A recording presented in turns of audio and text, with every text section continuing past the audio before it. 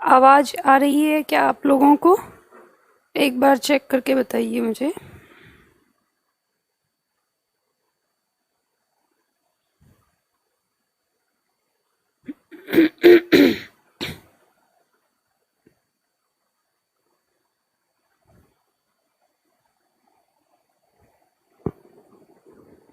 तो शुरुआत करते हैं हम अपनी क्लास को। हम लोगों ने कल की क्लास कहाँ तक की थी? समास पढ़ रहे थे हम। समास में हम लोगों ने समास के अवयव पढ़ लिए थे। रिवीजन बाद में कराऊंगी, पहले हम जहां हमने छोड़ा था वहीं से कंप्लीट करते हैं।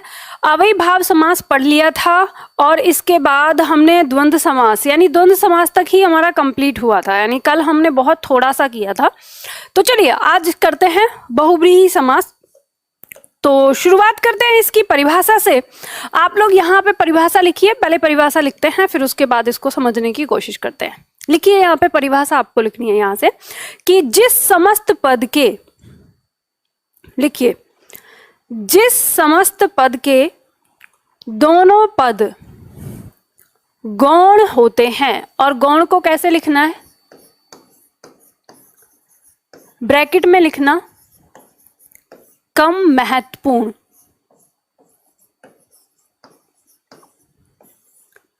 ठीक है, जिस समस्त पद के दोनों पद गौण होते हैं, ब्रैकेट में लिखना है कम महत्वपूर्ण।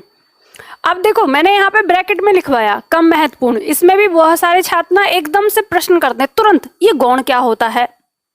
तो मैंने पहले भी कल भी बताया था, हालांकि जब भी कोई ऐसा शब्द आता है जो मुझे लगता है कि आप लोगों को नहीं पता होगा इसका अर्थ, तो मैं बताती हूँ। तो इसलिए अब इसे समझ लो कि ये गौण क्या होता है, दोबारा मत पूछना। तो गौण किसे कहते हैं? कम महत्वपूर्ण। मतलब जैसे हमने कहा प्रधान, प्रधान मतलब मुख्य। आप ये कह सकते हो कि प्रधान का विलोम गौण हो सकता है। गौण का विलोम प्रधान यानी मुख्य। तो गौण का मतलब होता है कम महत्वपूर्ण, जिसका महत्व न हो, न के बराबर हो, उसे हम क्या कहते हैं? गौण। जैसे कई बार हम ऐसे बात करते हैं ना, बात करते आपने देखा होगा जो बहुत लोग ज्यादा हिंदी के शब्दों का प्रयोग करते हैं, तो कहते हैं अरे ये सब विषय तो बड़े गौण हैं। मतलब ये विषय कैसे हैं? हम किसी मुद्दे की बात कर रहे हैं कि ऐसा मुद्दा है जिसपे बात करने लायक नहीं है, तो यानी कम महत्वपूर्ण। तो इसमें लिखिए पंक्ति आपने लिखी कि जिस समस्त पद के दोनों पद गौण होते हैं तथा ये दोनों पद मिलकर, तथा ये दोनों पद मिलकर, ये दोनों पद मिलकर किसी तीसरे पद को, किसी तीसरे पद को अस्तित्व में, किसी तीसरे पद को अस्तित्व में लाते हैं, किसी तीसरे पद को अस्तित्व में लाते हैं, कॉमा लगाना, और वही तीसरा पद और वही तीसरा पद प्रधान होता है, और वही तीसरा पद प्रधान होता है, उसे बहुव्रीहि समास कहते हैं। उसे बहुव्रीहि समास कहते हैं। हमने बहुव्रीहि समास की परिभाषा लिखी कि जिस पद के, जिस समस्त पद के दोनों पद, पूर्व पद और उत्तर पद, दोनों पद क्या होते हैं? गौण होते हैं, यानी कम महत्वपूर्ण होते हैं। लेकिन ये दोनों पद मिलकर किसी तीसरे पद को अस्तित्व में लेकर आते हैं, और वही तीसरा पद जो है वो प्रधान होता है। तो ये हमारे बहुव्रीहि समास की परिभाषा है। आप लोगों को पता है, अच्छी तरह से जानते हैं आप, है ना? तो इसी में हम देखेंगे उदाहरण। इसकी पहचान कोई नहीं है, पहचान वही है जो परिभाषा है, वही तरीका है इसको पहचानने का कि तीसरा पद आता है। तो आप देखेंगे कि इसमें इसका जो समास विग्रह है हमारा, उसमें जब हम समास विग्रह करते हैं तो हम अर्थात करके एक नाम लेते हैं। तो जो अर्थात करके जो भी नाम लेते हैं वही तीसरा पद होता है और वही प्रधान होता है। जैसे मान लो हमने यहाँ पे शब्द लिया निशाचर, तो निशाचर, निशाचर हम क्या कहते हैं इसकी व्याख्या करेंगे तो निशा, निशा मतलब रात, रात में आचरण, आचरण मतलब घूमना फिरना, खाना पीना, जो भी करना, ठीक है, ये दिनचर्या उसकी। तो जो रात में आचरण करता है अर्थात राक्षस, रात में कौन घूमता फिरता है? राक्षस, तो इसलिए इसको क्या कहते हैं? निशाचर। देवराज, वह जो देवों का राजा है। देवराज मतलब वह जो देवों का राजा है अर्थात इंद्र। तो अर्थात पद आ गया यहाँ पर, तो ये भी हमारा क्या है? बहुव्रीहि समास के अंदर आएगा। वैसे ही वज्रपाणी, वह जिसके पाणी, पाणी मतलब हाथ, पाणी किसे कहते हैं? हाथ को कहते हैं। हाथ का पर्यायवाची है, एग्जाम में आता है, ठीक है, याद रखिएगा। जिसके हाथ में क्या है? वज्र है अर्थात इंद्र। तो आप यहाँ पर देख सकते हैं कि ऐसे बहुत सारे हमारे शब्द आते हैं, जैसे सचीपति, वह जो सची का पति है अर्थात पद आ गया इसमें, ठीक है। तो इस तरह से आप देख सकते हैं यहाँ। चलिए, जैसे यहाँ पे दिया है चक्रपाणी, वह जिसके पाणी में चक्र है अर्थात कृष्ण हो गया। गिरधर भी आ जाएगा, वह जिसके गिरी को धारण करने वाला। मुरारी, वह जो मुर, मुर एक राक्षस का नाम है, वह जो मुर का अरि है, अरि मतलब शत्रु के लिए आया है अर्थात कृष्ण। यानी मुर नाम का जो राक्षस था वो कृष्ण को अपना सबसे बड़ा शत्रु मानता था। तो यहाँ पे इसीलिए उनको मुरारी यानी जो मुर का क्या है? आरी यानी शत्रु है, तो वो कौन? अर्थात कृष्ण। इस तरह से आ गया, अर्थात आ गया। मकर ध्वज, वह जिसका मकर का ध्वज है, मकर मतलब मछली, यानी जिसके ध्वज पर मछली का प्रतीक है, चिन्ह है, निशान है अर्थात कौन? कामदेव। तो इस तरह से इसमें हमने बहुत सारे शब्द यहाँ पर लिखे हुए हैं। जैसे आशुतोष, वह जो आशु का मतलब होता है शीघ्र, ठीक है, और सॉरी आशु का मतलब है तुष्ट होना यानी संतुष्ट होना। जो आशु में, उल्टा बोल गई मैं, आशु का मतलब होता है थोड़ा, कम, ठीक है। यानी यहाँ पे कहा है कि वह जो कम में, थोड़े में या शीघ्र, जल्दी तुष्ट हो जाते हैं। तुष्ट मतलब संतुष्ट, संतुष्ट हो जाते हैं अर्थात शिव, भगवान शिव के लिए। तो आशुतोष मतलब कौन? शिव। चंद्रमौली, वह जिनके मौली, मौली मतलब मस्तिष्क यानी सिर, जिसके सिर पर चांद है, चांद मतलब चंद्रमा अर्थात शिव। और इसी तरह से नाम बनता है चंद्रशेखर, चंद्रशेखर भी आ जाता है, ठीक है। इस तरह से आप देख सकते हैं। जैसे वाक्य अगला दिया है हमारा वाक देवी। अब वाक देवी किससे? वाक शब्द से। ये यहाँ पे जो दिया है इसको सही करिएगा, थोड़ी टाइपिंग मिस्टेक है यहाँ पर। ये वाक है, वाक, वाक का मतलब होता है आवाज, भाषा, जो हम बोलते हैं, ठीक है, विचारों का आदान प्रदान जो करते हैं उसे कहते हैं वाक। जो वाक की देवी है मतलब भाषा की देवी है अर्थात सरस्वती, ठीक है, सरस्वती के लिए आ गया। श्रीस, श्री के जो ईश हैं, अब देखो इसमें ना संधि प्रयोग हुई है, श्री प्लस ईश, तब उससे बना है श्रीस। इसमें हमारी दीर्घ संधि है, इसमें भी हमारी संधि है, लेकिन कौन सी? व्यंजन संधि है। वाक प्लस ईश, सॉरी वाक प्लस देवी। तो आपको याद होगा कि यहाँ पे जो क है वो क हमारा किस में बदला है? ग में बदला है, व्यंजन संधि, अगर आप लोगों ने ध्यान से पढ़ी है तो। इसी तरह से शब्द आता है दीनानाथ। दीनानाथ दो तरह के शब्दों के लिए प्रयोग होता है, ईश्वर के लिए भी होता है। मतलब दीनानाथ जो दीन के नाथ हैं, दीनों के जो नाथ, दीन मतलब गरीब, नाथ माने स्वामी, जो गरीबों के स्वामी हैं अर्थात ईश्वर। गरीबों का कौन स्वामी है? ईश्वर। या फिर इसका दूसरा भी अर्थ लगाते हैं, जो दिन, दिन का स्वामी है अर्थात सूर्य। तो दोनों चाहे किसी में अर्थ में हो, दोनों में अर्थात पद निकलता है, तो ये हमारा बहुव्रीहि समास में होगा। इसी तरह से धनंजय, मयूर वाहन, शैल नंदिनी, गिरिजा। अब इसके बाद कुछ नीचे शब्द दिए हैं और ये शब्द थोड़े ब्लैक हो रखे हैं, है ना, बोल्ड हैं। तो इन बोल्ड होने वाले शब्दों का मतलब क्या है वो बात समझिएगा कि इनके अंदर दूसरा समास भी है। आप चाहो तो यहाँ पे लिख सकते हो दूसरा समास इनके अंदर है। जैसे देखो, पीतांबर धारी या पीतांबर, वह जो पीला वस्त्र धारण करते हैं अर्थात कृष्ण। घनश्याम, वह जो घन के समान श्याम मतलब काले हैं अर्थात कृष्ण। कमल नयन, कमल के समान नयन है जिसके, अर्थात राम या विष्णु के लिए आ जाता है, कृष्ण के लिए भी अक्सर इसमें बहुत सारे कवियों ने कृष्ण के लिए भी कमल नयन कहा है। दसानन, 10 है आनन जिसके, आनन मतलब मुख अर्थात रावण। पंचानन, 5 है आनन जिसके अर्थात ब्रह्मा। चतुरानन, 4 है आनन जिसके अर्थात ब्रह्मा, ये भी आता है। अब आप कहेंगे पंचानन भी हो गया, चतुरानन भी हो गया, तो हाँ, इनके दोनों नाम, जब इनके 5 मुख थे तब ये पंचानन कहलाते थे, और जब इनका 5वां मुख भगवान शिव ने काट दिया था तो फिर ये चतुरानन कहलाए, तो इसलिए इनके 2 नाम हैं। लंबोदर, लंबा है उदर जिसका, उदर मतलब पेट अर्थात गणेश। अब यहाँ पे आपको इतने सारे नाम दिए, जैसे षडानन, षडानन मतलब 6 हैं आनंद जिसके अर्थात कार्तिकेय, महादेव और नीलोत्पल। यहाँ आप देखेंगे कि जितने लगभग हमको उदाहरण देखने को मिल रहे हैं, ये सब के सब हमारे देवी देवताओं से जुड़े हुए हैं, और हमारे देवी देवताओं के कर्म के आधार पर, या उनके शरीर के अंगों के आधार पर, या उनके वस्त्रों के आधार पर, या उनके हथियारों जो उनके पास अस्त्र शस्त्र थे उनके आधार पर हमने उनके नाम बनाए हैं। तो लगभग आपको वही देखने के लिए मिलते हैं किसमें, बहुव्रीहि समास में।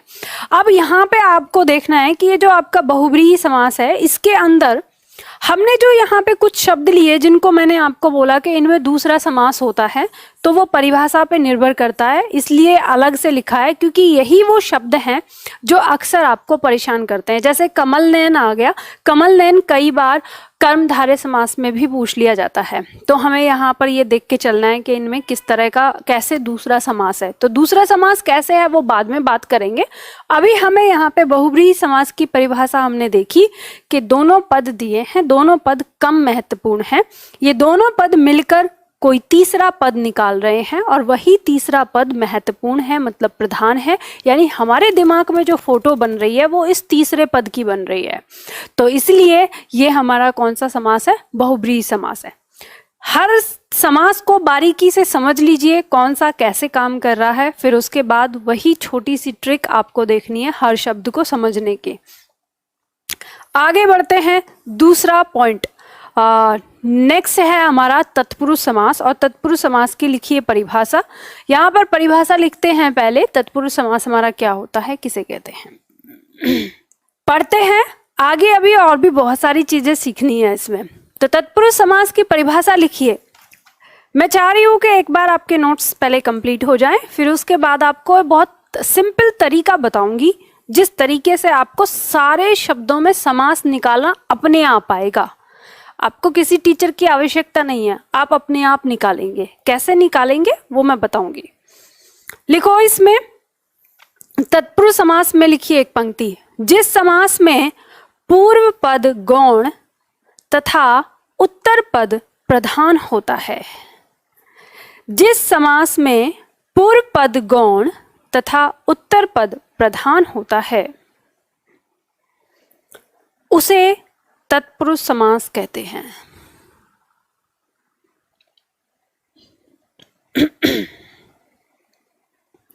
उसे तत्पुरुष समास कहते हैं।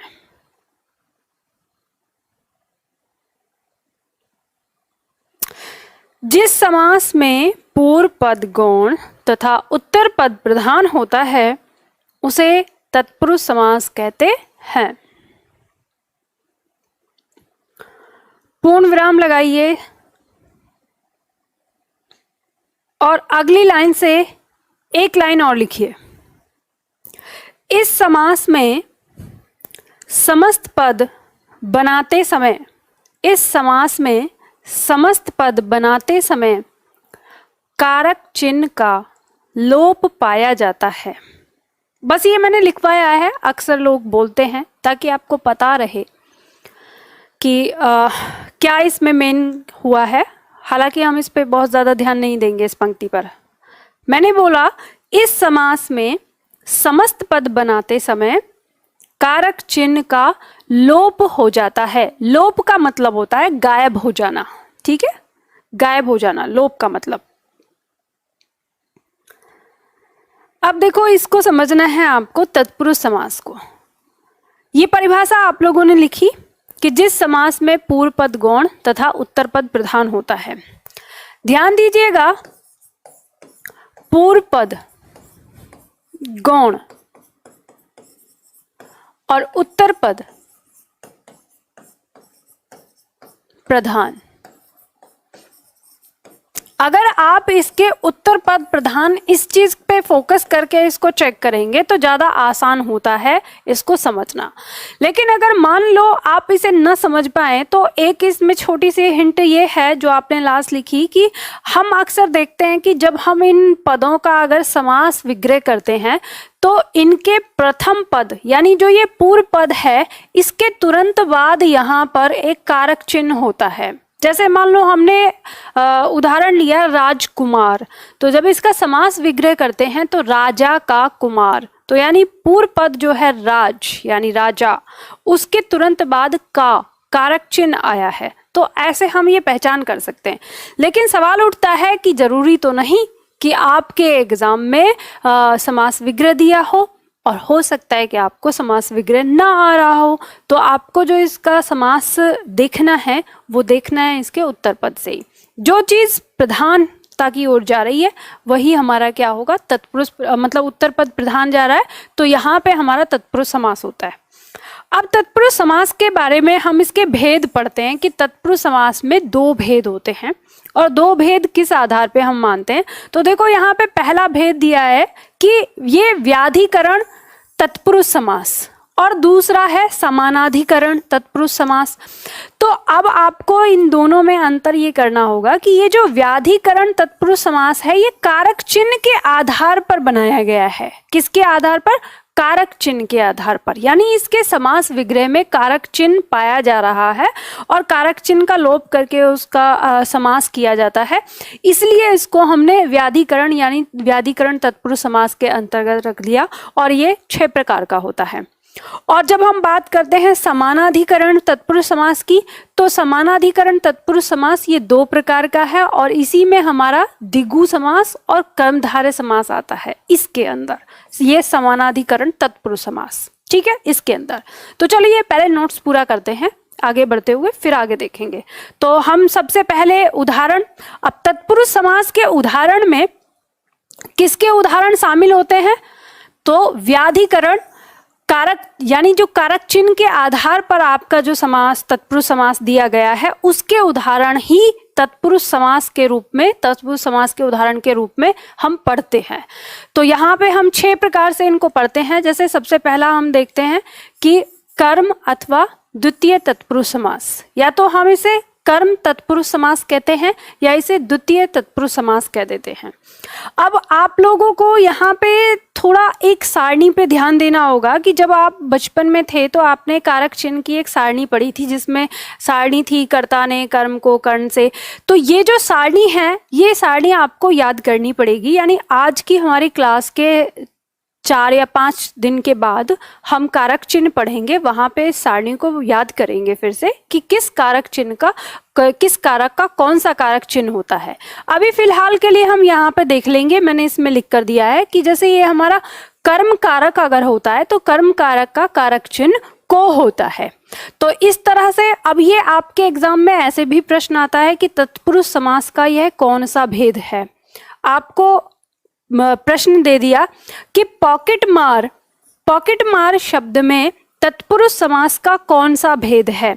तो आप इसकी व्याख्या से, यानी आप इसके जो समास विग्रह है उससे पहचान करते हैं कि पॉकेट मार का समास विग्रह क्या है, पॉकेट को मारने वाला। तो कारक चिन्ह यहाँ पर क्या आया, को आया। तो को कारक चिन्ह हमें देखने को मिला तो हमें पता चल जाता है कि यह कौन सा हमारा तत्पुरुष समास है, कर्म तत्पुरुष समास है। तो इस तरह से हमें पहचान इसकी किससे करनी होगी, कारक चिन्ह की मदद से करनी होगी। तो देखो इसमें बहुत सारे शब्द हमारे दिए हैं, जैसे गगन चुम्बी, तो गगन को चूमने वाला को कारक चिन्ह दिया। मनोहर, मन को हरने वाला को कारक चिन्ह दिया है। ग्रह आगत, ये ग्रह आगत शब्द है हमारा, ठीक है। तो ग्रह आगत मतलब यहाँ पे आ गया गृह को आगत, गृह यहाँ पर घर है इसका अर्थ, तो घर को आने वाला। मुंह तोड़, मुंह को तोड़ने वाला, कहते हैं ना मुंह तोड़ जवाब दिया, यानी ऐसा जो बिल्कुल पलट के वार करने वाला। विरोधजनक, विरोध को जन्म देने वाला।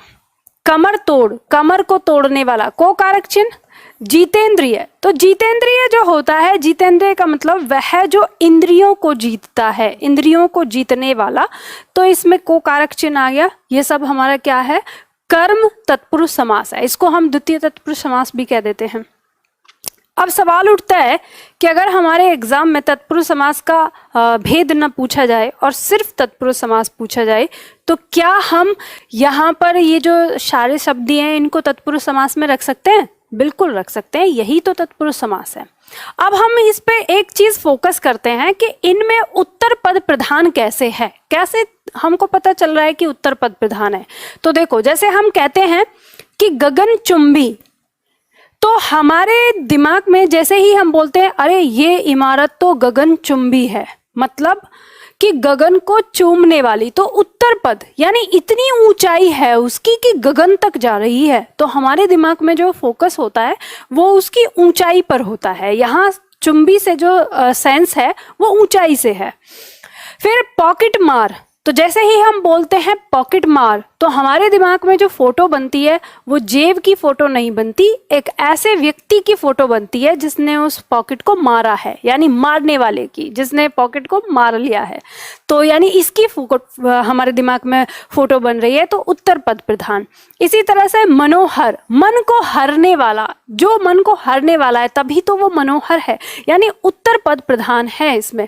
इसी तरह से हम शब्द देखें, जैसे मुंह तोड़, यानी तोड़ दिया जाएगा तभी तो वो मुंह तोड़ बना है, यानी प्रधानता क्या है, उत्तर पद की। ऐसे ही विरोधजनक, जनक मतलब जन्म देने वाला, यानी हम कहते हैं बड़ी ही तुमने विरोधजनक बात कही है, तो विरोध तो बाद की बात है, पहले फोकस किस पे हो रहा है, जन्म देने वाली चीज पर। कमर तोड़, ठीक है, जीतेंद्रिय, तो वही हमारी इसमें उत्तर पद प्रधान हो जाता है। इस तरह से हमें पता चलता है कि ये हमारा किसके अंदर आएगा, तत्पुरुष के अंदर। तो प्रधानता भी समझनी है और कारक चिन्ह से उसका भेद भी समझना है। अब देखो, इसके बाद यहाँ पे हम देखते हैं पॉइंट नंबर दूसरा है हमारा, करण अथवा तृतीय तत्पुरुष समास कह सकते हैं, या तो करण तत्पुरुष समास कहेंगे या तृतीय तत्पुरुष समास। इसका कारक चिन्ह क्या है, या तो से या तो के द्वारा, इन दोनों में से कोई है, ठीक है। तो इसका कारक चिन्ह, तो चलिए यहाँ पे शब्द देखते हैं। जैसे दिया है तुलसी कृत, तुलसी के द्वारा रचित, तुलसी के द्वारा, तो हमें पता चल गया करण तत्पुरुष समास होगा। और उत्तर पद प्रधान है कृत, मतलब उन्होंने कृत रचा है, तभी तो तुलसी कृत कहलाई है वो, ठीक है, रचना प्रधान है। रस भरा, रस से भरा, ठीक है, रस से भरा हुआ, तो जो रस से युक्त है तो रस भरा हो जाएगा, यानी रस के द्वारा भरा हुआ। रेखांकित, रेखा के द्वारा अंकित, जिसको किसके द्वारा अंकित किया गया है, रेखा के माध्यम से। हस्तलिखित, तो लिखित यहाँ पर यानी हस्त, हाथ के द्वारा लिखा हुआ है, हाथ के द्वारा, हस्त के द्वारा, यहाँ पे इसे लिख लीजिएगा। इसी तरह से अगला जैसे हमारा दिया है, थोड़ा ऊपर कर लेती हूँ इसको। अगला उदाहरण है हमारा दोषपूर्ण, यानी दोष से पूर्ण, दोष से भरा हुआ। अच्छा, इसमें ये यहाँ पे इसको हटा लीजिए, ये दोषपूर्ण इसमें नहीं आएगा, ये गलत है, ये भी इसमें टाइपिंग मिस्टेक हुई है। ध्यान रखिएगा, हमारे जो से का प्रयोग होता है वो दो में होता है, एक होता है अपादान में और एक होता है करण में। करण में हमारे वो सारे वो आते हैं जो साधन को दिखाते हैं, साधन या माध्यम को, इसके माध्यम से हुआ है, इस साधन से हुआ है। इसके अलावा जितने भी आते हैं सारे से हमारे किस में आते हैं, अपादान में। तो यहाँ साधन नहीं है, यहाँ ये इससे युक्त होना है कि दोष से युक्त है, तो इसलिए इसको कटिंग कर लीजिए या फिर यहाँ लिख लीजिए कि ये अपादान तत्पुरुष समास का उदाहरण है, ठीक है। अभावग्रस्त, तो अभाव से ग्रस्त, जो अभाव से ग्रस्त है तो इसमें भी आपका किस में आएगा, ये भी, क्योंकि अभाव के द्वारा ग्रस्त नहीं होगा, गलत हो जाता है, आप के द्वारा लगा के पहचान सकते हैं इसको, तो ये भी आपको करना होगा, ये भी अपादान की श्रेणी में आएगा, इसको सही कर लीजिए। और भय से भीत, ये है, यानी भय के द्वारा भीत मतलब डरा हुआ, भय के कारण डरा हुआ है। तो ध्यान देना है कि जहाँ पे कारण साधन माध्यम इस चीज को दर्शाए वही हमारा करण में आएगा। अगला देखो, शब्द है करुणापूर्ण, जो करुणा से पूर्ण है, करुणा के द्वारा पूरा है। रोग पीड़ित, जो रोग से पीड़ित है, पीड़ा देने का कारण क्या है? रोग, ठीक है। शोकाकुल, शोक से आकुल है, आकुल का मतलब है परेशान होना, परेशान होने का कारण क्या है? शोक है, यानी कारण अगर समझ में आ जाए आपको तो वो किस में आता है? करण तत्पुरुष में। अकाल पीड़ित, उसके पीड़ित होने का कारण क्या है? अकाल होना, ठीक है, तो ये हमारा करण में आएगा। शोकग्रस्त, शोक से ग्रस्त, वो किसके द्वारा ग्रस्त है? यानी शोक से ग्रस्त है। अब यहाँ पे ध्यान देना है कि इसमें अभावग्रस्त और शोकग्रस्त दोनों में अंतर है। अंतर क्या है कि उसे किसके द्वारा, मतलब शोक ने उसको दबोच लिया है। यहाँ पे कारण है, उसका ग्रस्त होने का कारण क्या है? शोक है, तो इसलिए यहाँ पर यह आ जाएगा। उसके साथ कामचोर, काम से चोरी करने वाला, इसको भी हटा लीजिए, ये भी इसमें नहीं होगा क्योंकि ये इसका कोई कारण नहीं है। मुंह मांगा, मुंह से मांगा हुआ, यानी मुंह के द्वारा मांगा हुआ, तो यहाँ पे वो माध्यम दिखा रहा है कि किस से मांगा गया है? मुंह से मांगा हुआ है।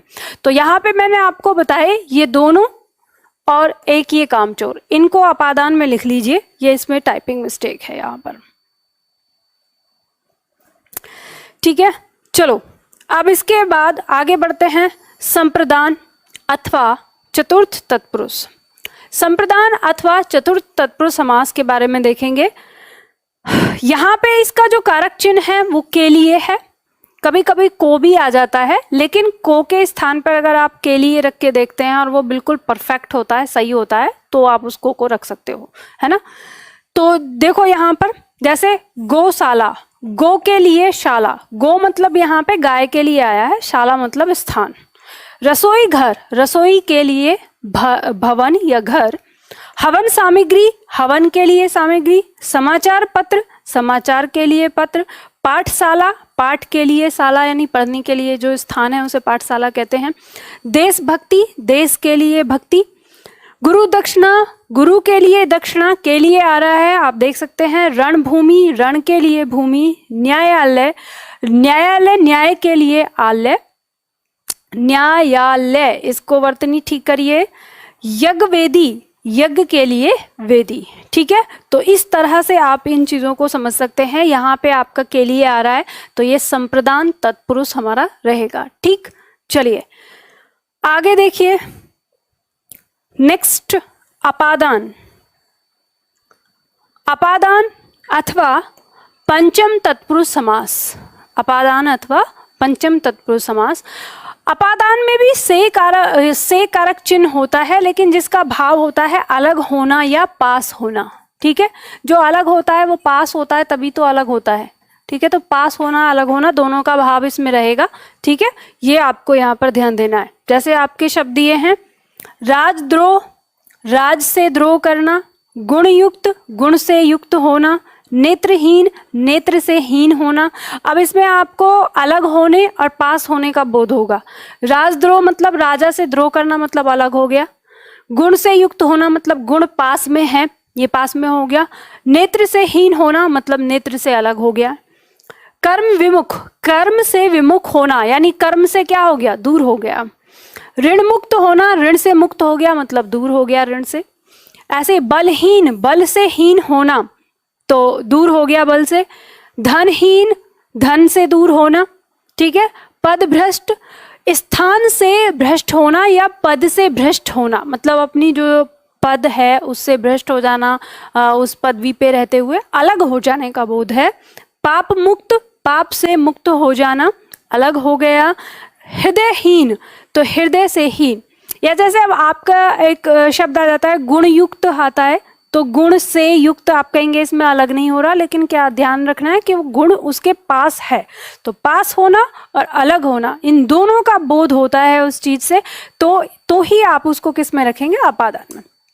और यार मैंने आपको बताया कि जहाँ पे माध्यम, साधन और कारण ये करण में आते हैं, उसके अलावा जितने भी से बचेंगे वो सब के सब किस में आएंगे? वो सब के सब आपके अपादान में आएंगे। ये बहुत ज़्यादा समस्या रहती है छात्रों को कि कौन से को किस में रखें, तो ये आपको ध्यान रखना है। चलो अब आगे बढ़ते हैं। यहाँ पर नेक्स्ट है हमारा संबंध अथवा संबंध तत्पुरुष, अथवा यहाँ पर कौन सा आएगा, पांचवा था तो छठा होगा शायद, है ना इसमें 6, हाँ ये पंचम था, ये 6 हो जाएगा। यहाँ लिखा नहीं है, लिख सकते हो आपको। संबंध तत्पुरुष समास, इसमें का की के हमें यहाँ पर देखने को मिलेगा, जो किसको दिखा रहा है, संबंध को दिखा रहा है। जैसे हम देख रहे हैं देवालय मतलब देव का आलय, मुख दर्शन मुख के दर्शन, कन्यादान कन्या का दान, इस तरह से आप सारे शब्दों को देख सकते हैं यहाँ पर। ठीक है, इसी तरह से अब एक शब्द आता है, यहाँ आप लिख सकते हैं घुड़सवार। घुड़सवार, ये इसका क्या होगा, घोड़े का सवार। घोड़े का सवार, ये इसका समास विग्रह होगा। और ध्यान दीजिएगा, यहाँ पर बहुत सारे लोग आपको बोलते हैं कि नहीं ये तो घोड़े पर सवार अधिकरण तत्पुरुष होगा, तो ये इसे मैं अभी आपको समझाती हूँ, इसे लिख लीजिए। घुड़सवार आपका हमेशा किस में आता है, संबंध तत्पुरुष समास में आता है। कैसे आता है वो मैं अभी आप लोगों को बताती हूँ। आप मुझे बताइएगा,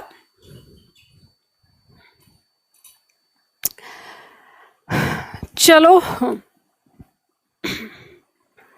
एक आपको यहाँ पे मुझे सवाल बताना है, जवाब देना है। जैसे मान लो हमने कहा यहाँ पर शब्द है घुड़सवार, इसका समास विग्रह जो होगा वो होगा घोड़े का सवार।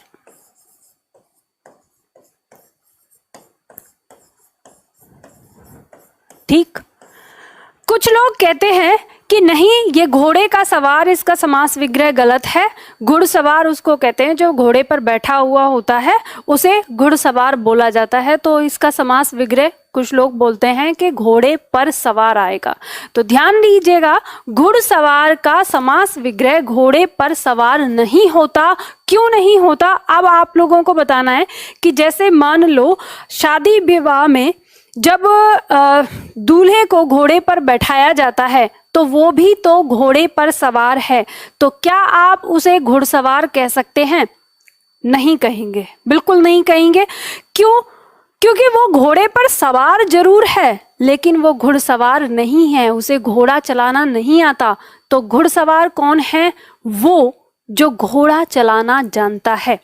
अब जो घोड़ा चलाना जानता है, अगर वो नीचे खड़ा है और उसका घोड़ा एक तरफ खड़ा है, तो जब वहां पे घोड़ा खड़ा हुआ है और वो अकेला है, तो आप पूछते हैं कि भाई घोड़े को लेके जाना है दूल्हे को बिठाने के लिए, तो आप कहते हैं अरे इस घोड़े का घुड़सवार कहाँ गया?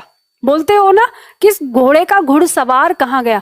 जब वो घोड़े पर सवार है, यानी घोड़े पर सवार है, तो फिर हमने उसको, वो तो वहां बैठा नहीं है, फिर हमने उसको घुड़सवार क्यों कहा? तो मतलब हमें ये बात समझ में आती है कि घुड़सवार का मतलब ये नहीं है कि वो घोड़े पर बैठा हुआ है। घुड़सवार का मतलब है वो जो घोड़े को चलाना जानता है, मतलब घोड़े से जिसका संबंध है उसको चलाने से। तो यहाँ पर ध्यान रखना है, ये ऐसा शब्द है, काफ़ी सारे छात्र इसमें कंफ्यूज होते हैं और बहुत सारे जो पढ़ाने वाले लोग हैं वो आपको कहेंगे कि घुड़सवार तो वही होता है जो उस पर बैठा हुआ है, तो पर आएगा, ये सारी चीज़ें करके। तो ये प्रश्न मेरे पास बहुत बार आया छात्रों का, तो मैंने उनको ये चीज़ समझाई। तो इस बात को आपको समझना है, आपको भी कभी लाइफ में कोई इस तरह से अगर बोले कि घुड़सवार ये होता है, तो आप उसको यही उदाहरण दे के समझाना कि जब हम किसी को बोलते हैं कि ये इसका घुड़सवार, तो वो उस पर नहीं बैठा हुआ होता, फिर भी हम उसको घुड़सवार क्यों कहते हैं? क्योंकि उसका उससे संबंध है, इसलिए। ये ठीक वैसे ही है जैसे गाड़ी चलाने वाला गाड़ी ड्राइवर होता है, तो गाड़ी ड्राइवर यानी गाड़ी को चलाने वाला है, वो गाड़ी को चलाता है। गाड़ी में बैठा है या गाड़ी पर बैठा है या उससे कोई संबंध नहीं होता, वो गाड़ी में बैठा हुआ हो तब भी वो ड्राइवर है, और जब वो गाड़ी से बाहर होता है तब भी वो ड्राइवर है, यानी उसका संबंध है गाड़ी से, वो गाड़ी को चलाना जानता है। इसी प्रकार से ये घुड़सवार भी होता है। ठीक है, यहाँ पे एक प्रश्न पूछा है कि कन्यादान में कन्या के लिए दान भी तो हो सकता है। बिल्कुल नहीं, कन्या के लिए दान नहीं होता। आपको ये बात पता ही नहीं है कि कन्यादान क्या होता है। आपको पता है कन्यादान क्या होता है? अगर शादी हुई होगी तो पता होगा, अगर शादी नहीं हुई होगी तो फिर नहीं पता। जिस दिन शादी होगी उस दिन पता चल जाएगा। कन्यादान होता है कि जिस समय विवाह हो रहा होता है तो जो पिता होता है वो अपनी पुत्री का हाथ उस जिससे वो विवाह कर रहा है उसके पति से, यानी जो उसका होने वाला पति है उसके हाथ में देता है, तब कहता है मैं अपनी कन्या का दान कर रहा हूँ, मतलब मैं आपकी अपनी जो कन्या है उसको तुम्हें दान कर रहा हूँ। जो स्त्री है उसका दान कर दिया जाता है पिता के द्वारा और स्त्री के पति के लिए। तो वहां के लिए नहीं होगा भाई कन्यादान। ये नहीं सोचना, आप सोच रहे होंगे कि जैसे बोलते हैं कि अरे लड़की की शादी है उसके लिए कन्यादान दे आओ तो वो कन्या के लिए दान हो गया, नहीं, वो सिर्फ एक नाम दे दिया जाएगा। एक्चुअल में कन्यादान होता है कि कन्या का दान किया जाता है, ठीक है। तो ये नहीं होगा, के लिए कभी नहीं होगा इसमें, ये बात ध्यान रखिएगा। चलिए तो आगे बढ़ते हैं, ये बात समझ में आ गई। अगला पॉइंट लेते हैं अधिकरण। अधिकरण का कारक चिन्ह हमारा में पर होता है। जब भी हमें किसी भी समास विग्रह में में और पर दिखाई देगा वो हमारा अधिकरण तत्पुरुष समास होगा। आप बीती, अपने पर बीती, जो खुद पर बीती है वही क्या कहलाती है? आप बीती कहलाती है। पुरुषोत्तम, पुरुषों में उत्तम। शास्त्र प्रवीण, शास्त्रों में प्रवीण। शरणागत, शरण में आगत। मुनि श्रेष्ठ, मुनियों में श्रेष्ठ। सिर दर्द, सिर में दर्द, ठीक है। इस तरह से ईश्वराधीन मतलब ईश्वर पर आधीन, जो ईश्वर पर आधीन है उसे ईश्वराधीन कहते हैं। ऋषिराज, ऋषियों में जो राजा है। सर्वव्याप्त, सर्व में जो व्याप्त है मतलब सब में जो व्याप्त मतलब समाया हुआ है। और देवाश्रित यानी जो देवों पर आश्रित है। और आत्म केंद्रीय यानी आत्मा पर केंद्रित, जो आत्मा पर केंद्रित है। तो इस तरीके से ये आपके क्या हो जाते हैं? ये अधिकरण तत्पुरुष समास हो जाता है। तो इसके बाद नेक्स्ट, तो ये हमारे जो यहाँ तक दिए थे यानी अधिकरण तक, ये हमारे तत्पुरुष समास के उदाहरण थे। अब इसके बाद यहाँ हमारा तत्पुरुष समास खत्म हो गया। अब चाहे आपसे ये सारे उदाहरण मिला के आप इन्हें तत्पुरुष समास में रख सकते हैं और इनके भेद अगर पूछे जाएं तो इनके भेद को अलग अलग कर सकते हैं, ठीक। ये आपका पॉइंट हो गया। अब इसके बाद अगला पॉइंट आता है हमारा समानाधिकरण तत्पुरुष समास। अब समानाधिकरण तत्पुरुष समास के दो भेद हैं, दो प्रकार का है, द्विगु समास और कर्मधारय समास। ये अगर आप लोगों के पास लिखा हुआ है तो अच्छी बात है, अगर इसकी परिभाषा नहीं लिखी हुई है तो आप लोग इसको लिख लीजिए, उतार लीजिए। समझिए, द्विगु समास। द्विगु समास हमारा यहाँ पे क्या दिया है? द्विगु समास की परिभाषा कहती है, द्विगु समास में पूर्व पद गौण तथा उत्तर पद प्रधान होता है। अब ये वाली परिभाषा तो आपने तत्पुरुष समास की भी देखी कि तत्पुरुष समास में भी पूर्व पद गौण और उत्तर पद प्रधान होता है। तो ये तत्पुरुष समास से द्विगु समास कैसे अलग है उसके लिए बताता है कि किंतु इसका पूर्व पद जो है वो सदैव संख्यावाचक होता है, ठीक है। पूर्व पद क्या होता है? सदैव संख्यावाचक होता है। तो हमें यहाँ पर एक ही इसका पॉइंट मिलता है कि द्विगु समास हमारा वही होगा जिसका पूर्व पद संख्यावाचक होगा। यहाँ से हमें शॉर्ट ट्रिक मिल गई, बिल्कुल सिंपल आसान है। उदाहरण देखते हैं, जैसे दिया है हमारा यहाँ पर पंचवटी। पंचवटी 5 वटों वाला स्थान। अब मैंने आपको बताया था पंचवटी वाले शब्द के बारे में, चलो उसके बारे में बात करेंगे, कैसे लोग उसमें बहुब्रीहि समास लगाते हैं। हम पहले इसे देखते हैं। यहाँ पे दिया चौराहा, 4 राहों का समूह। त्रिफला, 3 फलों का समार, 3 फल, ठीक है। द्विवेदी, 2 वेदों को जानने वाला। अब हम इसकी व्याख्या की तरफ बात नहीं करेंगे, हम सिर्फ शब्द पर बात करेंगे जो हमें ध्यान देना है। जैसे हमने कहा पंचवटी, पंच में पूर्व पद हमारा पंच मतलब 5, चौराहा में चौ का मतलब 4, ठीक है, पूर्व पद। त्रिफला में त्रि का मतलब 3, द्विवेदी में द्वि का मतलब 2, पूर्व पद है। नवग्रह, देखो ध्यान रखना, नवग्रह, नवग्रह का मतलब यहाँ पे नव का मतलब 9 है, 9। त्रिभुवन 3, त्रिवेदी 3, त्रिकाल 3, चवन्नी यहाँ पे 4 से है, 4, चव जो आया है 4 यानी 4 आने, तो चवन्नी पहला पूर्व पद क्या है हमारा? संख्यावाची हो गया। सप्तरंग 7, चतुर्वेदी 4, एकांकी 1, पूर्व पद हमारा क्या है, संख्यावाची। इसी तरह से आपको सारे दिखाई दे रहे हैं। अब देखो यहाँ पे भी देखना, यहाँ पे फिर कुछ आपको बोल्ड दिखाई दे रहे हैं, और जो बोल्ड दिखाई दे रहे हैं इनमें दूसरा समास है। अब इस तरह से जब हम देख के आए, त्रिपाठी, त्रिमाही, नवरत्न, नव मतलब यहाँ पे फिर से 9 आ गया, चतुर्युग। अब यहाँ पे आया देखो त्रिलोचन। त्रिलोचन, 3 है लोचन, 3 है लोचन। अब ये त्रिलोचन दिया है, तो बताइए इसमें द्विगु समास की परिभाषा आती है कि नहीं आती? पूर्व पद तो संख्यावाची है, पूर्व पद संख्यावाची भी है, और इसका उत्तर पद भी प्रधान है। मतलब लोचन मतलब आंख की बात कर रहे हैं। 3 क्या है, आंख है, तो आंख फोकस हो रही है। अब हम यहाँ पे देखते हैं कि लेकिन ये तीसरा पद भी निकालता है। त्रिलोचन मतलब 3 आंखों वाला अर्थात शिव, तो ये अर्थात पद भी निकाल रहा है। इसका मतलब इसमें बहुव्रीहि समास भी है और इसमें द्विगु समास भी है। ठीक है, 2 समास इसके अंदर हो गए, तो त्रिलोचन में 2 समास। अब आपके दिमाग में सवाल उठेगा कि ठीक है मैम, त्रिलोचन ने दोनों परिभाषाएं पूरी करी, बहुव्रीहि समास की भी परिभाषा पूरी की और द्विगु समास की भी परिभाषा पूरी की, यानी इसके पूर्व पद संख्यावाची है, उत्तर पद प्रधान भी है, और बहुव्रीहि में ये अर्थात पद भी निकाल रहा है। तो हम इसको किस में रखेंगे हमारे जब एग्जाम में आ जाए? तो ध्यान रखना, एग्जाम में जब ये आता है तो ऐसे तो इसके उत्तर में दोनों में से कोई सा भी आ जाएगा। अगर ऑप्शन में कोई एक लिखा होगा यानी द्विगु समास या बहुव्रीहि समास, तो आपको दोनों में से वो कोई सा चुनना है। लेकिन मान लो कभी ऐसा हो जाए कि द्विगु भी दे दिया और बहुव्रीहि भी दे दिया, तब समस्या आ जाएगी कि अब इसमें कौन सा समास चुने। तो ऐसी स्थिति में आप सबसे पहले बहुव्रीहि समास का चुनाव करना। हालांकि अगर आपने दोनों में से कोई सा भी आंसर लगाया, आंसर आपके दोनों सही होने चाहिए, लेकिन फिर भी वर्तमान समय में अभी इस चीज़ पे कोई ज़्यादा ध्यान नहीं देता, बहुव्रीहि को महत्व दे दिया जाता है। तो इसलिए आप जब भी अगर 2 आ जाए तो आप सबसे पहले बहुव्रीहि लगाना। ठीक है, ये जितने भी हैं आप देख सकते हैं। दशानन, कौन कहता है कि दशानन में बहुव्रीहि समास होगा? भाई द्विगु समास भी हो सकता है।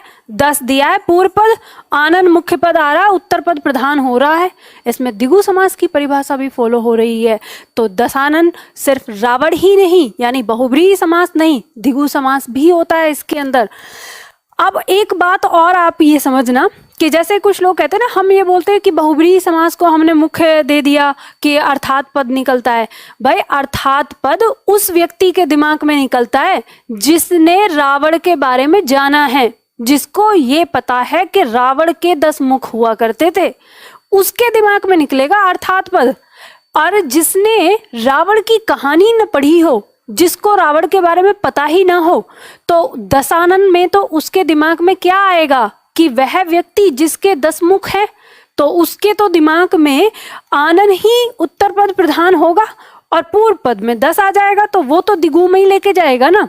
तो ध्यान रखिएगा, यहाँ पर जो हमारी किताबें हैं वो सीधी सिंपल सी बात कहती हैं, हमारी परिभाषाएं बिल्कुल सही बताती हैं, और यही वो पॉइंट थे जो हमको उलझा देते हैं कि इनमें हम कौन सा लगाएं कौन सा नहीं लगाएं।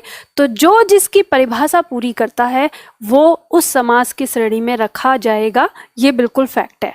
पर आपको अपने एग्जाम के दृष्टिकोण से ध्यान ये रखना है कि यदि दोनों समास के नाम अगर आ जाते हैं तो आप सबसे पहला चुनाव बहुव्रीहि का कर दीजिए। ऐसे ही पंचानन, चतुरानन, अष्टभुज, 8 भुजाएं हैं। अब अर्थात निकलता है, अर्थात दुर्गा, अष्टभुज कहते हैं उनको। षडानन कार्तिकेय को कहते हैं। चतुर्भुज, चतुर्भुज किसको कहते हैं? विष्णु को कहते हैं। तो आप चाहो तो इनके अर्थात पद यहाँ पर लिख सकते हो अपने बहुव्रीहि समास के लिए भी। एक तो ये द्विगु समास का उदाहरण, और बहुव्रीहि समास के लिए अब जो 1-2 शब्द आए हैं उनको भी लिख सकते हो। अब एक प्रश्न का आंसर दो। एक प्रश्न यहाँ पे आपसे पूछ रही हूँ, आपके एग्जाम में क्वेश्चन आया था, वो आपको बताना है। अभी हमने पढ़ा, प्रश्न कुछ इस तरह से था,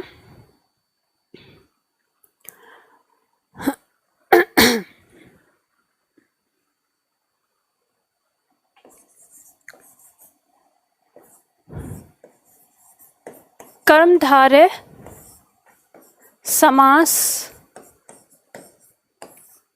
है कर्मधारय समास है। अच्छा, ये प्रश्न तो मैं आप लोगों से तब पूछूंगी, पहले एक और बचा है, उसे भी कंप्लीट कर लेते हैं, मतलब पूरा समास पढ़ लेते हैं पहले। तो कर्मधारय समास भी समझ लीजिए, उसके बाद ही मैं प्रश्न करूंगी आपसे। चलो देखो, कर्मधारय समास हमारा क्या कहता है, इसको भी समझ लेते हैं। कर्मधारय समास का पूर्व पद गौण और उत्तर पद प्रधान होता है। सेम तत्पुरुष समास की परिभाषा इसमें, लेकिन तत्पुरुष समास से कर्मधारय को हम कैसे अलग करेंगे? तो कहता है कि किंतु इन दोनों पदों के मध्य विशेषण विशेष्य और अथवा उपमेय उपमान का संबंध पाया जाएगा। यानी जो दोनों पद है ना, पूर्व पद और उत्तर पद, उन दोनों पदों के बीच में या तो विशेषण विशेष्य या उपमेय उपमान का संबंध पाया जाएगा, तो वो हमारा क्या कहलाएगा? कर्मधारय समास कहलाएगा। अब सवाल उठता है कि ये विशेषण विशेष्य क्या है और ये उपमेय उपमान क्या है। तो यहाँ पर अब हम इन दोनों चीज़ों के बारे में डिटेल से पढ़ेंगे आगे वाली क्लास में। अभी फिलहाल के लिए समझ लेते हैं कि जैसे मान लो हमने कहा, मैंने आपसे कहा कि काली गाय, काली गाय, तो यहाँ गाय संज्ञा है और इस संज्ञा की विशेषता बताने के लिए शब्द आया है काली, तो ये काली क्या कहलाएगा? विशेषण कहलाएगा। और जिस संज्ञा की विशेषता बताई गई है ये संज्ञा फिर विशेष्य कहलाती है। तो विशेषण और विशेष्य, यानी जहां पर विशेषण आया हो विशेषता बताने के लिए संज्ञा के साथ, वे हमारे किसके अंदर आते हैं? विशेषण विशेष्य के अंदर आते हैं। फिर उसके बाद उपमेय उपमान। उपमेय उपमान की बात करें तो उपमेय उपमान क्या होता है? देखो, उपमेय होता है एक मुख्य वस्तु, यानी जिसके बारे में हम बात कर रहे हैं, और उपमान है जिससे उसकी तुलना की गई है। तो अब इसमें हम ये कह सकते हैं कि भाई जो हमारा उपमेय उपमान हमें कैसे समझ में आएगा? मान लो हमने कहा कि सीता का मुख चंद्रमा के समान सुंदर है। हमने एक वाक्य लिखा जैसे कि सीता का मुख चंद्र के समान सुंदर है। ठीक है, ऐसे आप देखिए, इसमें समझने की कोशिश करिए। यहाँ पे बात जो हो रही है, सुंदर कौन है? सुंदर है मुख, लेकिन उसकी तुलना किससे हो रही है? तुलना हो रही है चंद्र से, यानी चंद्रमा से। तो जिससे तुलना की जाती है उसे उपमान कहते हैं, और जिसके बारे में बात की गई है उसे उपमेय कहते हैं, यानी मुख्य वस्तु। तो ये तो उपमेय उपमान होता है। लेकिन ये चीज़ है कि अभी इसको आप कैसे समझेंगे, तो यहाँ पे एक शॉर्ट ट्रिक आपको बता देती हूँ।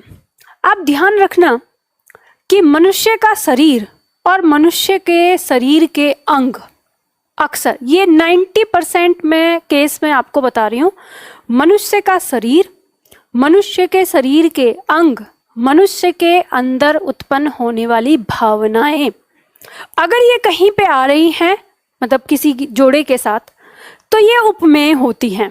और उनकी तुलना जिससे की गई है, उपमान, वो कोई प्राकृतिक यानी प्रकृति के द्वारा बनाई गई चीज होती है या ईश्वरीय चीज होती है, वो ऑटोमेटिक होती है। तो यहाँ पे आप इसमें अंतर समझ सकते हैं कि उपमेय उपमान ये होता है। जैसे उदाहरण के लिए आपको उपमेय उपमान के बारे में थोड़ा सा समझा दूं पहले। जैसे आप यहाँ देख सकते हैं कि घन के समान श्याम, श्याम का मतलब यहाँ पर हो गया काला रंग है, काले रंग से आ गया। उस काले रंग की जो तुलना की गई है वो घन के समान की गई है। घन मतलब बादल, वो काले कैसे हैं, किसके समान है? घन के मतलब घन के समान है, बादल के समान। तो ये यहाँ पर जो श्याम है ये हो गए उपमेय, और जिनसे तुलना की गई है ये हो गया उपमान। फिर जैसे कहा कमल नयन, तो नयन देखो ये शरीर का अंग आया, तो ये उपमेय हो गया, और कमल से इसकी तुलना की गई है, तो कमल तो ईश्वर ने बनाया है, तो उपमान हो गया। फिर जैसे कहा कर, कमल के समान कर, कर का मतलब है हाथ, तो शरीर का अंग हो गया, तो उपमेय हो गया, और फिर कमल यहाँ पे उपमान में।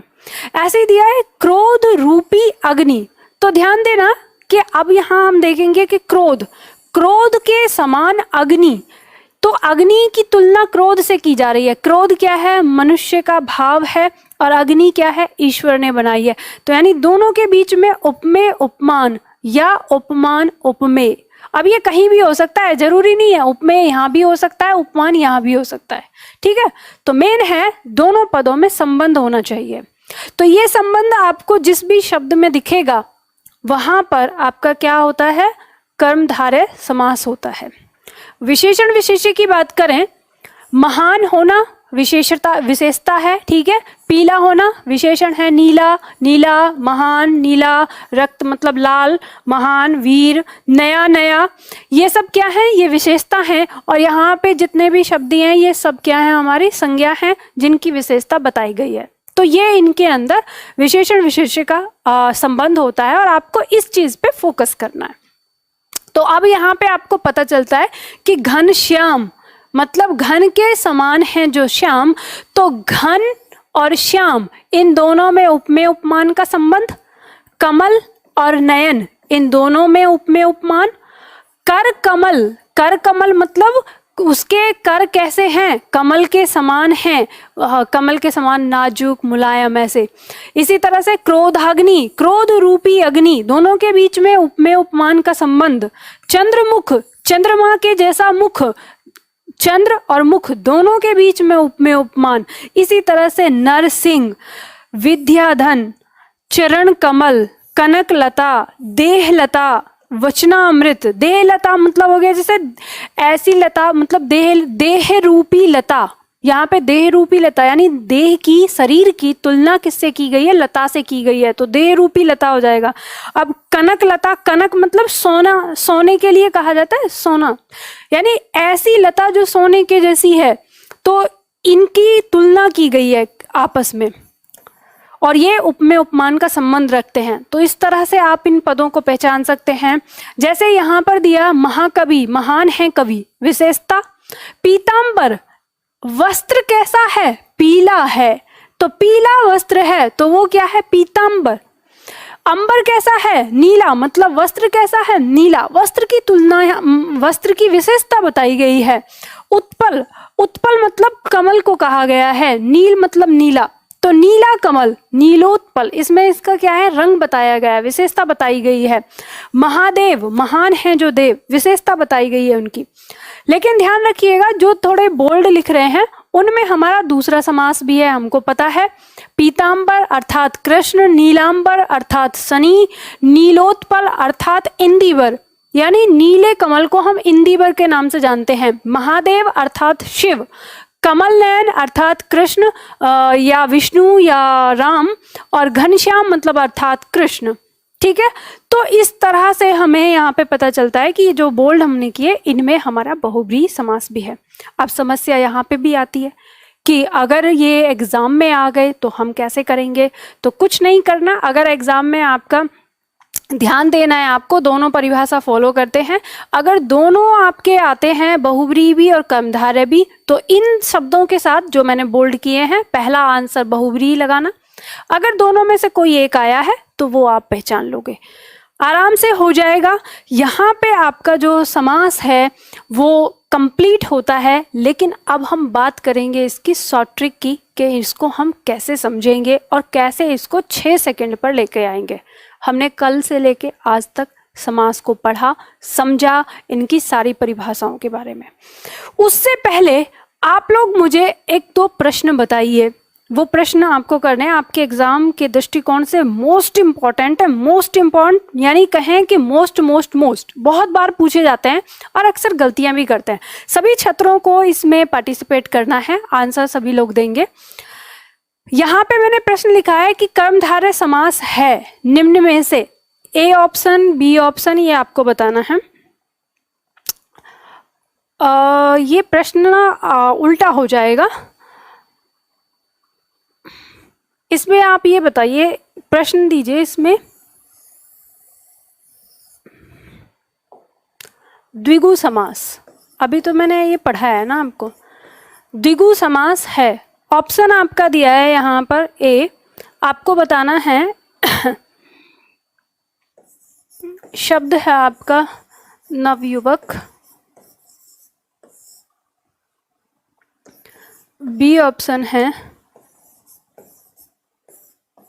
नववधू,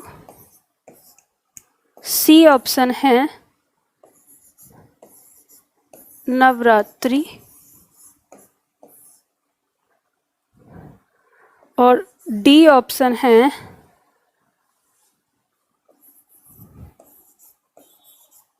उपर्युक्त सभी।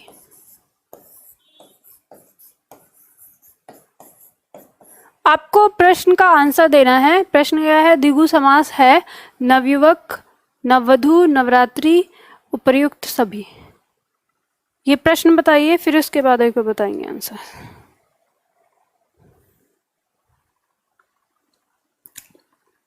आंसर आप लोगों ने दिया सी, और एक तो ये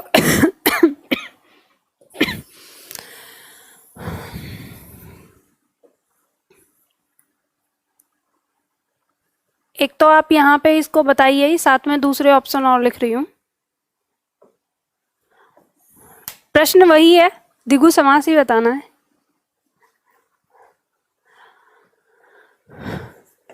ए ऑप्शन है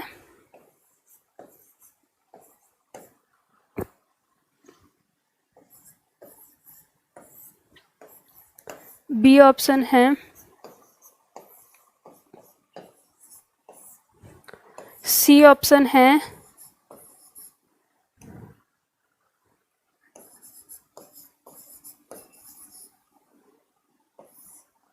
और डी ऑप्शन सभी।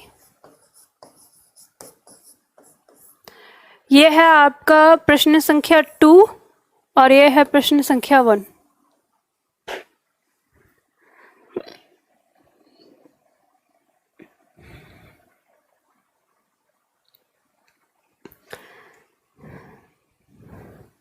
जल्दी से बताइए, आंसर दीजिए सभी लोग। 2 का बी दिया है, फर्स्ट का सी आंसर दिया है नवरात्रि।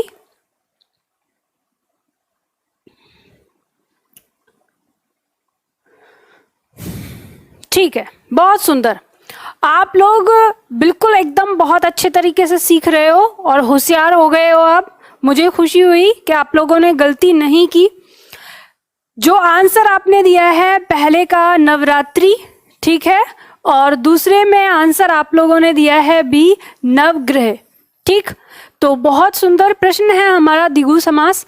अक्सर इसमें छात्र गलती कर देते हैं और बहुत अच्छा लगा कि किसी भी छात्र ने गलत आंसर नहीं दिया है अभी तक, है ना। बाकी लगभग सारे छात्रों ने सही आंसर दिया है और कुछ ऐसे भी छात्र होंगे जो आंसर नहीं दे रहे, बैठे होंगे चुपचाप। तो अब मैं आपको यहाँ बताती हूँ कि ये मुझे ये वाला प्रश्न आपको देने का क्या उद्देश्य है। उद्देश्य ये है कि जैसे मैंने आपको बताया द्विगु समास में कि इस नव का मतलब यहाँ पर 9 है, तो ऐसा नहीं कि आप ऊपर से सारा देखें, मतलब उपर्युक्त सभी भी अक्सर लगा देते हैं। तो आपको ध्यान देना है कि आपको उसके अर्थ पर भी फोकस करना है। जैसे यहाँ पे दिया है नव युवक, यहाँ इसका अर्थ 9 युवक से नहीं है, यहाँ इसका अर्थ नया से है। यानी हमें ये बात समझ में आती है कि ये जो नव शब्द है इसके हमारे 2 अर्थ होते हैं। एक अर्थ होता है नया और दूसरा अर्थ होता है 9। ठीक है, 9। तो हमें ये कैसे पता चलेगा कि कब तो इसका अर्थ नया है और कब इसका अर्थ 9 है? तो वो हमें पता चलेगा उसके उत्तर पद से। यानी उसका उत्तर पद क्या है? उत्तर पद अगर संख्यावाचक है, मतलब वहां पे उसकी संख्या दिखाने के लिए है, तो हम उसका अर्थ लेंगे। तो जैसे हमें पता चलता है कि युवक, यहाँ पे हम संख्या नहीं दिखा रहे, हम यहाँ युवक का ये दिखा रहे हैं कि नया नया युवक है। ठीक है, वधु, वधु मतलब बहू के लिए, दुल्हन के लिए आया है। तो दुल्हन तो क्या होती है? नव होती है, नई नई नवेली होती है। ठीक है, तो नव वधु कह देते हैं।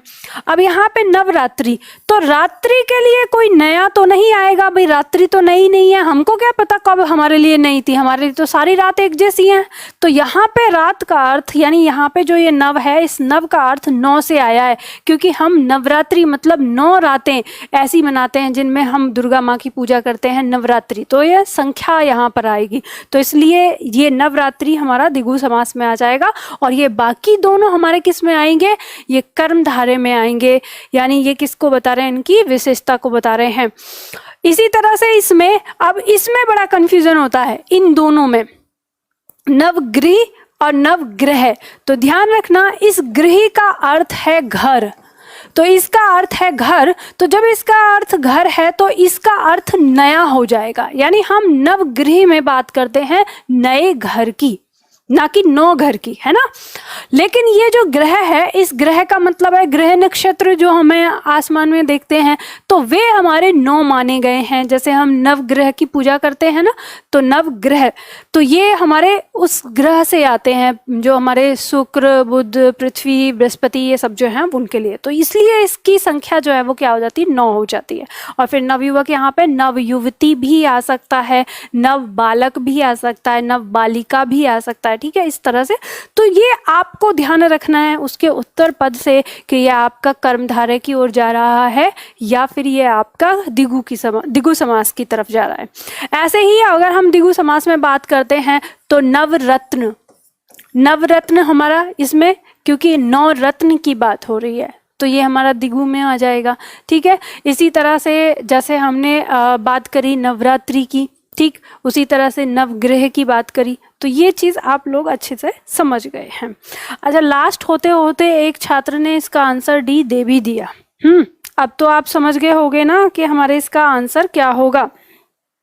चलो, तो यहाँ पर ये बात हमको समझ में आई। अब इसमें हम बात करते हैं, पॉइंट आता है अब हमारा यहाँ पर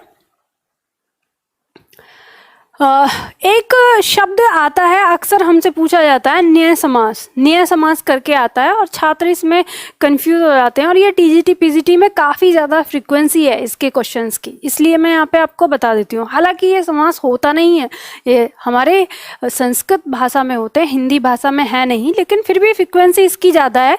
तो आपको कभी ऐसे पूछ लिया जाए तो आपको कैसे सॉल्व करना है इन प्रश्नों को, ध्यान रखना। इसका प्रथम पद जो है निषेधवाचक होता है, मतलब निषेधवाचक, मना करने के लिए होता है।